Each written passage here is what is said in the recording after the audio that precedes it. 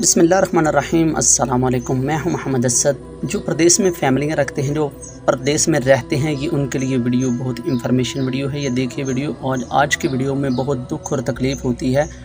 अगर आज वीडियो मुकम्मल देखेंगे तो आपको पता चल जाएगा कि प्रदेश में रहना कितना आसान है, और वो भी फैमिली के साथ।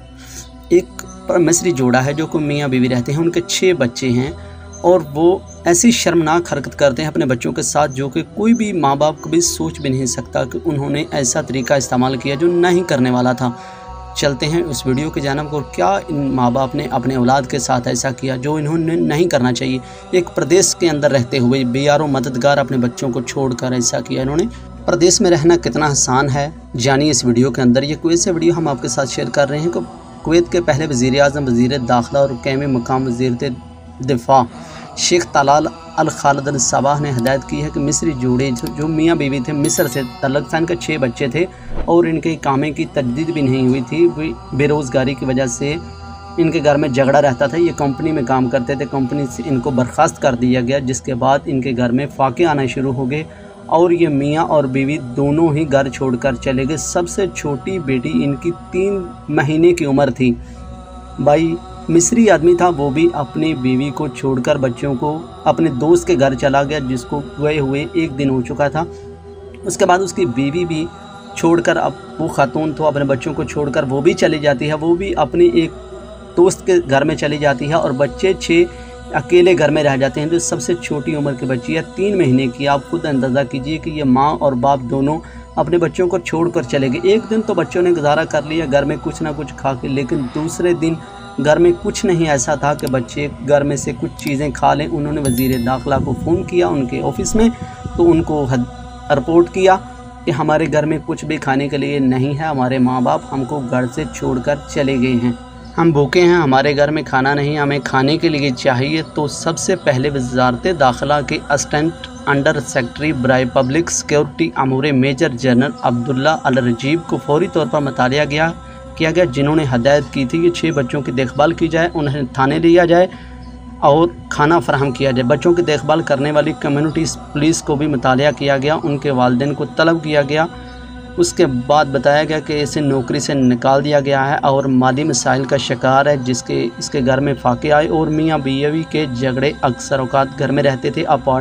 अपने अपार्टमेंट को छोड़कर चले गए। जो बच्चे इनके 4 बड़े हैं और 2 बच्चे छोटे हैं।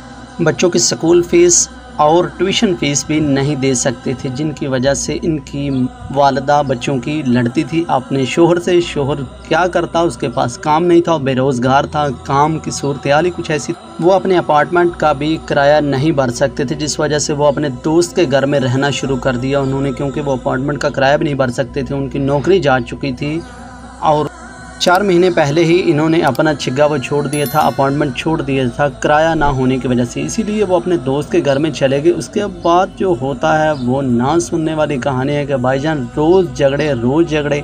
आखिरकार मियाँ भी घर से तंग आ गए अपनी खातून से। खातून साहबा भी अपने बच्चों के खर्चे से तंग आ चुके थे, क्योंकि वो शोहर उसका कमा कर लाता तो वो उसको अपने बच्चों को खिलाती। उसके बाद जो हुआ, पुलिस वालों ने सारी सिचुएशन देखी।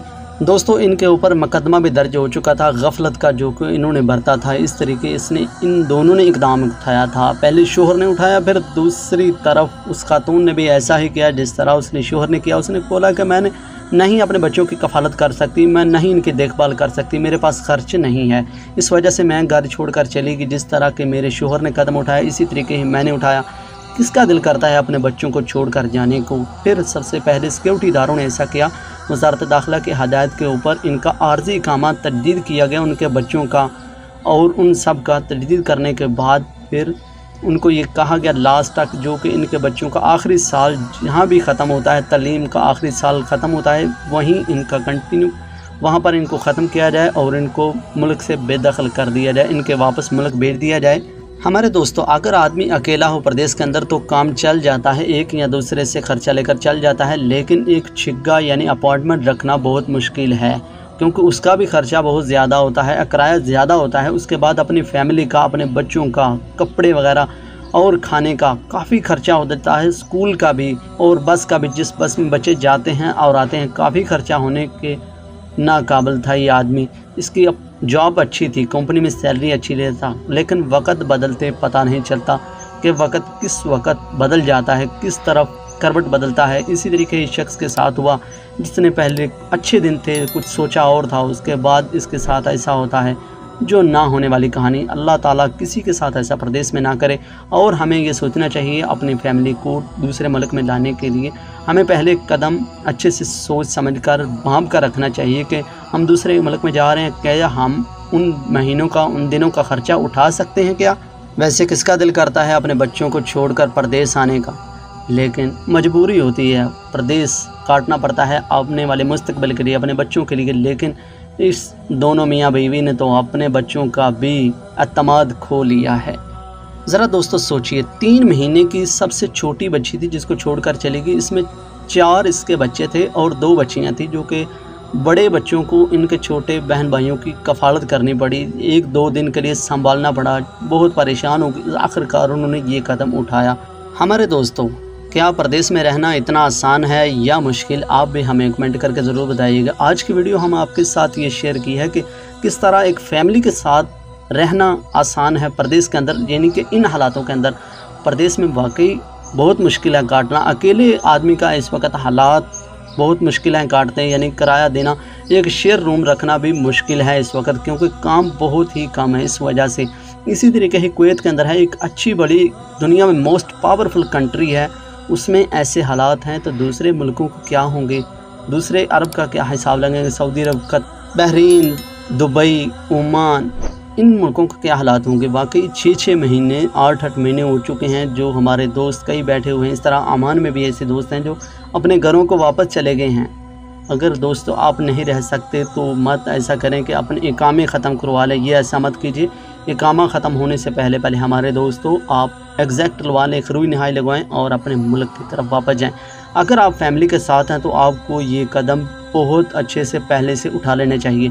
जिस तरह ये एक नसीहत भी है हमारे लिए और एक सबक भी है, जिस तरह ये मिस्र से तल्लक रखने वाले मियाँ बीवी थे जिन्होंने ऐसा कदम उठाया कि अच्छी भली इनकी सैलरी थी, उसके बाद इनकी सैलरी, इनकी जॉब चली जाती है, सैलरी नहीं मिलती, 4 महीनों से अपार्टमेंट का किराया भी नहीं दे सके, तो उन्होंने फिर अपार्टमेंट छोड़ दिया, दूसरे दोस्त के घर में रहना शुरू कर दिया। वहाँ भी अपार्टमेंट किराए का था, ज़ाहिर बात है वो भी किराए में रहता था और इनको भी उसी के साथ रहना पड़ा। वहाँ पर इन्होंने बहुत मुश्किल से गुजारा किया, वो भी दूसरी फैमिली थी और ये भी। इसके बाद जो सोचें आपके सामने हमने वो शेयर कर दी है और आप भी अंदाज़ा कीजिए, हमें कमेंट करके ज़रूर बताइए कि आप इसके बारे में क्या राय रखते हैं।